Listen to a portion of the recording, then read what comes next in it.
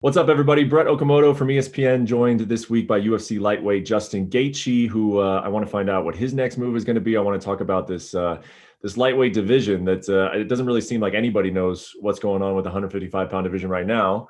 But let's check in with Justin and get his thoughts on it. Justin, first off, what did you think of last weekend, man? I mean, obviously, that sort of is what what sparks this whole thing of we don't really know what's going to happen at 155. What did you think of the main event at 257?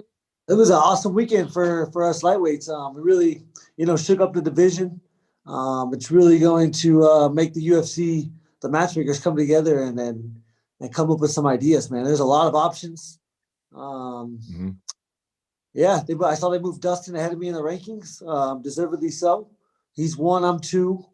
Charles is 3, Chandler's 4. No matter what, I got to get my revenge on Poirier, so I'm going to make it there no matter how I got to get there.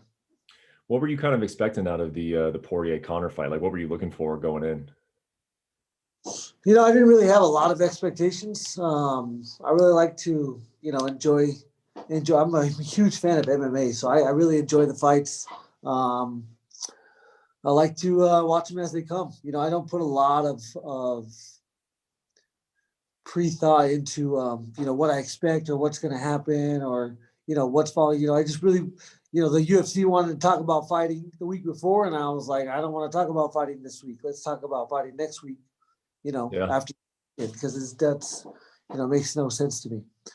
So it played out, and there's a lot of options right now. I got a great coach, great manager. Obviously I leave it up to them to point me in the right direction. I want to get back for a title. My coach knows, he has the same goal as me. We want to fight for a world title. So that's in the future. What were your takeaways of the fight itself? Like, particularly Conor, I mean, that's kind of what a lot of people are talking about now is his performance, and we haven't seen him a whole lot over the last few years. I mean, what was your take on his performance? Yeah, I mean, he's not wrong. Being out that long has got to be detrimental to a lot of things. A lot of things that he's great at, which are timing, distance, and the thirst for carnage.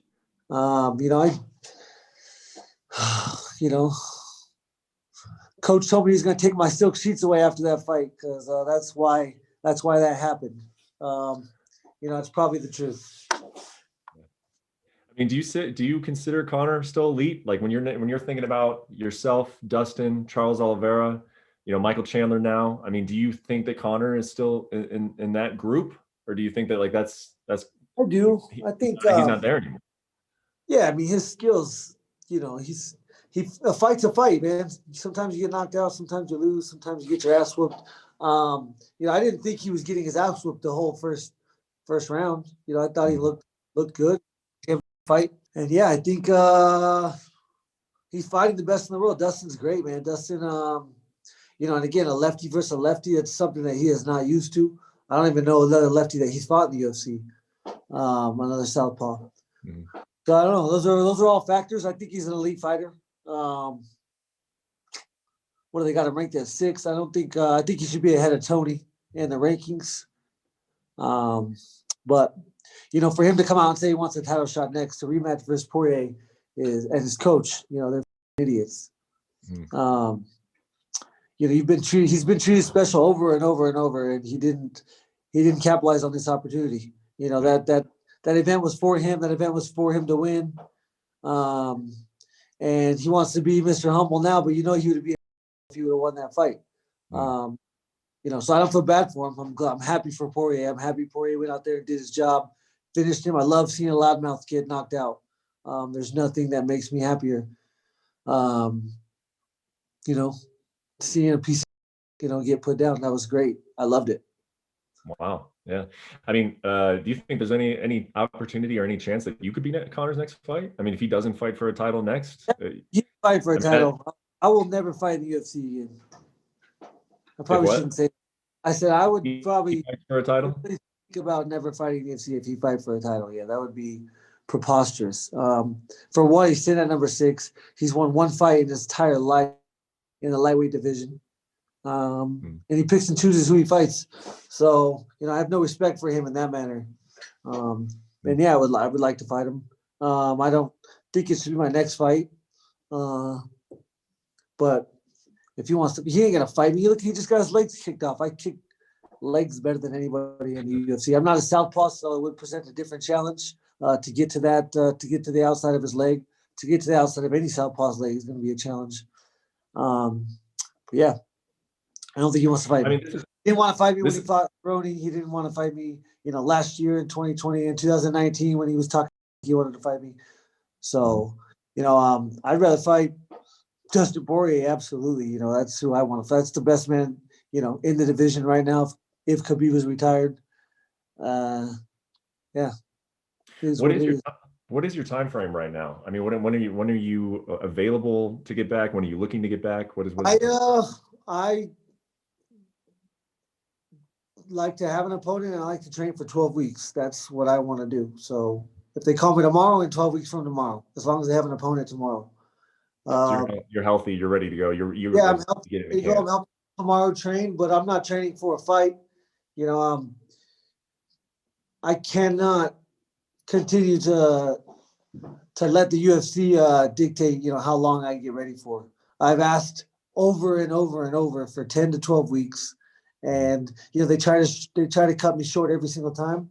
And I just really, for me, it's my coach. My coach refuses to let it happen because he's the guy that's looking out for me. He's the one that has my best interest in mind, and I'm always ready to fight.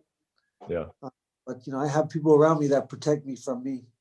And so the timeline is 12 weeks starting if they call you today, or 12 weeks from tomorrow if they call you tomorrow. It's 12 weeks. Yes, sir. Yeah. What was so there was some talk about you fighting Chandler on that card, right? So Chandler ends up fighting Dan Hooker. Yeah, how close was that fight to happening? Similar, the UFC, playing games. They were, they called me 6, 7, 8 weeks out. They're like, hey, we might want you to fight here. So, I got one fight left on my contract. We started talking about money. And then I don't hear a word from them for 3 weeks. And, but and everyone's still telling, my manager's like, no, they expect you to fight here. Like, you're fighting this day. I'm like, well, I don't have anything on paper. Like, what the? And they're like, oh, don't worry about it. It'll happen. And then 3 weeks before the fight, I was like, I'm out. I'm not ready to go to Abu Dhabi in 8 days, 9 days right now. Like, I need to mentally prepare for these things. Like, it's not something that, especially going to Abu Dhabi, my last experience was not fantastic. And, I honestly never want to go back there and fight again. If I had a choice, it would be, in Las Vegas for the rest of the time. Unless it was, for a world title, I'll go anywhere. Yeah. But I don't know. They were playing games, and I don't play games. I'm not gonna sit here. I'm not a puppet. I don't dance when you pull my strings. I dance, when I want to, when I'm prepared, when I'm mentally ready, and that's how it's gonna work. So have the contract talk that still needs to happen? That hasn't been resolved yet. So you're still on one fight? If I left, it's really not. I mean, it's not a big issue. One fight left. I don't want to fight. I never want to fight anywhere else. Yeah. I want to be a UFC fighter for the rest of my career. I feel like I'm a company man, but I refuse to be disrespected. I haven't been disrespected, but I'm not gonna allow that to happen. So we'll see what happens. Yeah. What is so knowing that they kind of wanted you in that spot though, watching the Chandler fight, what were your thoughts on that fight? Yeah, Chandler did what he had to do, man. He Hooker looked like he looked flat, he looked tired. He looked like he was in Abu Dhabi fighting at 7 a.m. But Chandler didn't. Both guys got to experience the same things, and one guy showed up, and one guy didn't. So, I was impressed with this performance. He did exactly what he had to do. Go out there, get a finish first round, and now he's in the talks for fight me, fight Oliveira, fight Poirier. It doesn't matter. Fight McGregor. He's right there, number 4. So, he's a formidable opponent now. There was nothing. He offered nothing last fight, and now with his performance, there's something there. So most recently, the last fight that they talked to you about was Chandler, or has there been one in between then? they brought up? Chandler, and then they wanted to start talking about fighting last week, and I was like, I don't want to talk. Talk next week, and I haven't heard this week. So, was the name that they may have brought up last week, was that Nate Diaz? Because I'll take the fight. Dana dropped this thing, that they're working on a fight for him 155, and a lot of people thought, it's probably Justin Gaethje. Can you tell us if it was or was not you? Probably Diego Sanchez got his last fight coming up. That's for Conor McGregor though. He wanted it last year. Here's your opportunity. That's a great fight. Great fight to get Diego some money. He might whoop his ass because Conor's It wasn't Nate Diaz. It was not Nate Diaz. No. They called me to fight Nate Diaz. I'm fighting Nate Diaz. I will roll him up and smoke him like a blunt. Yeah, I mean, I can outsmoke Nate Diaz any day of the week. I guarantee that. I'm not very proud of that, but he thinks he's a Mr. 420. I'll roll him up and smoke him. So if they call you with Charles Oliveira, if they call you with Michael Chandler, like, are you open to any of those guys kind of in that top four? Fight for a title. I believe I need to win. Whoever that needs to be in the top five, top six, really top three, including Chandler, because if you take me out of there, he's in the top three. Poirier, Chandler, Oliveira, McGregor, Diaz. Any of those guys, you're good. Poirier, McGregor, Diaz, Chandler, Oliveira at the end. Whoever it is. I mean, Oliveira is the toughest matchup in the division. Absolutely. I was just going to ask you, who of those that group is the toughest guy? He's the toughest matchup in the division. He brings a very particular set of skills. But Paul Fowler knocked him out. He doesn't like getting hit, and I hit like a truck. These guys think they're going to come out here and take me down and grapple. Khabib did something very special in there, and there's nobody on planet Earth that can take me down the way he did. And yeah, we've seen that in my previous 24 fights. So I'm not worried about that. I would finish him. I would it wouldn't take long for me to really, really put him in a bad spot and have him. He got body lock takedowns against Ferguson. It's not like he's ran a perfect blast double leg and took him down. He got a body lock and he took him down, and he used his strength and his leverage, which is his height, to secure the position. That's not going to work against me. So we'll see how he wants to get me down when he's in a firefight, if I fight him. I'm excited for that fight. Again, I love that people think they're going to take me down and grapple. They still have to get hit. Khabib took shots that no one's taken thus far. He did a great job of working through that. So I'm ready to put that pressure on someone else. And kind of to close the bow on Charles, actually, and pivot to another one. He's now broken into the spot that he's at by beating Tony. And I did kind of want to get your thoughts on Tony, because you were the guy who beat him, looked so good against him. That's what earned you the title shot. Like you broke his winning streak, and now it seems like a lot of people are saying like Tony's done, like he got old overnight. Like what do you see as a guy who was in there with Tony just last year and then seeing his last performance? What do you think of where Tony's at? Tony's always been that man. Guys constantly went in there and fought the way, fought in the chaos and, refused to create space. I'm not, I don't know why Pettis and Cerrone and these guys, weren't able to do what I did. But I think, that was there the whole time.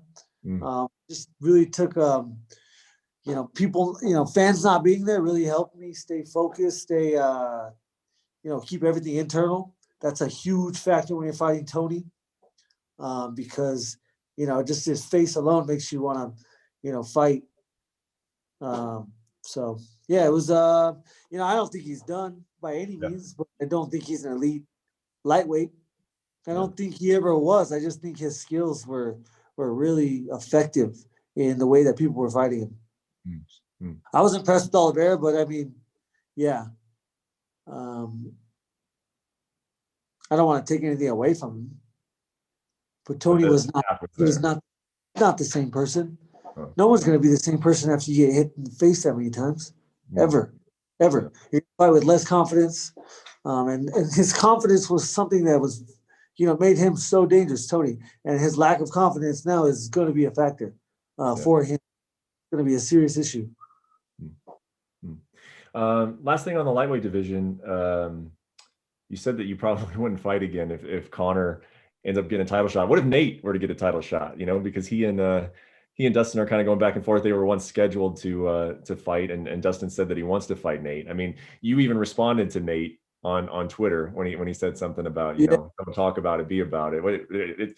Are you concerned at all that Nate or Conor could get a title shot in all this? I'm not concerned at all. No, he's not even in the rankings. Dana's a businessman, but he's not crazy. Okay. Last thing I wanted to ask you. He ain't gonna make more money than Conor. So if you're gonna do that, put Conor in there. You're not gonna put Nate Diaz in there. If you're gonna put Nate Diaz anywhere, you're gonna put him in with Conor and make that money. Yeah. Are you confident that you and Dustin can be made for the title, or do you feel like you feel kind of in your heart that you're gonna have to get a win to get that? Yeah, well, I guess I'm not sure.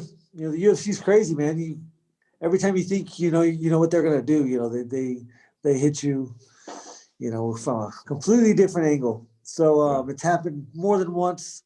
So I just really have learned not to really have a lot of expectations, other than the fact that I will fight again. It will be a big fight. I'm ranked number 2 in the UFC. Conor McGregor is not gone, but they need a superstar. I'm not a superstar, but I'm one of the guys that has a possibility to take that role. They're looking for it. They need it. Poirier, Oliveira is going to be tough because, a few factors. Chandler is a possibility, but he's a little cringy. So Chandler, Poirier, me. They need another superstar. They need money.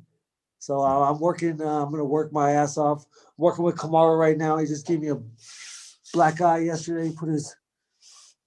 Give me a mark. So I'm here. 32 years old. I got 3 or 4 years left. So it's going to be a hell of a ride. This week made it even more interesting. So all the unknowns make it even better. Hey, last thing I want to ask you about. I haven't talked to you really too much since you fought Khabib. What was it like being in there with him? What can you say about just like the actual experience of being in there and fighting with him? Yeah, I mean he's very strong, very strong. The transition from the takedown, his ability to take shots. I landed some really, really clean shots. And he's got a hell of a poker face because I know it hurt him, but he acted like it didn't hurt him. He has a great jab. His jab is so effective because of his level changes. I mean, you gotta almost pull your hips back anytime he's changing levels. I could have fought him a different way and tried to really stand my ground and not move like I did. You'll never know. I'll never know. But I will move on and keep working and push on to the next one. I'm not sure anybody under 185 pounds in the UFC or in the world could beat that man. Yeah. I mean, was it just like, it just seems like even a fighter as experienced and as great as you and with a wrestling background, that you're just reacting to everything that he does, right? Is that part of the challenge with him? That's just like, you have to react to everything he does? I mean, so you're fighting in a cage. I mean, one very, very thing you need to be focused on is not being on the cage. That's a very big factor, and I worked hard. Not to be there, but, again, you gotta, hindsight's 2020. What's more important? I don't know. Staying off the fence or standing around and fighting a little more. I'm not quite sure. I needed to last another 4 minutes to make him go back to that corner one more time. His leg was hurting. His leg was hurting really, really bad. I just did not make the fight go long enough for it to become effective enough, for me to be able to take advantage of. I needed to last about 4 more minutes. His leg was really, really in trouble. And I was gonna focus on it. I probably should have thrown the last kick. I probably should have got back to the center and then focused on throwing a kick. But hindsight's 2020, man. Yeah. Do you think? Obviously, you got like you just mentioned, a few years left and big fights ahead, and you could become a UFC champion, no problem. I think people would like your chances of doing so. Do you think that one will always kind of, like, you think years from now you'll still think about, like, oh, maybe I shouldn't have thrown that kick, or because like having the chance to beat who was considered the greatest in the world at that time, like, do you think you'll lose sleep over it later in life? Yeah, I don't lose sleep over anything, to be honest with you. I sleep great. I'm not gonna let it hinder my performance in the future. I'm not gonna let it affect my practice. I'm not gonna let it affect the way I think of myself. I've competed my whole life. Since I was 4, I've been competing. I've lost before. It's not the first time I've lost. It won't be the last. And there's a lot of ways to lose in this sport. Yeah. That took nothing off of my last fight. That did not make my career one fight shorter. The Poirier fight made both of our careers one fight shorter. Those fights, those are the fights, win or lose. You leave a piece. I didn't leave. I left a piece of myself because I lost, and I felt so, terrible about that fact. Being a competitor, being as competitive I am, anytime you lose is not going to be a pleasant feeling. But I am content with what happened. I'm content with everything. I don't have any regrets. I won't have regrets in the future. Yep. Last question for you. Did Mother Gaethje retire after the last fight? Because I thought that was cool. That was a goal. So she has not been. She's only been back to work for like a week since then, because of a lot of different things. Yeah. She's retiring. She's in the process of retiring. She's just really. She thinks the United States Postal Service is really close to offering an early out package. Because it happens a lot in different companies. And so she's going to wait, till March to see if that happens, March, April. But she's retired. She ain't working as much as she used to, and she's going to be working none soon. But she's not the type of, she's going to end up doing something else, probably. Mm-hmm. Yeah. Well, cool, man. Always enjoy talking to you and getting your perspective. And we got to see what this lightweight division is going to look like here in about a week. I can see some decisions being made, so I'm sure that they'll be giving you a call pretty soon. They're in the war room right now talking. I can guarantee it. Yeah. Yeah. All right, man. We'll talk to you again soon. Thanks for the time, Justin. All right. Later. Thanks for watching ESPN on YouTube. For live streaming sports and premium content, subscribe to ESPN+.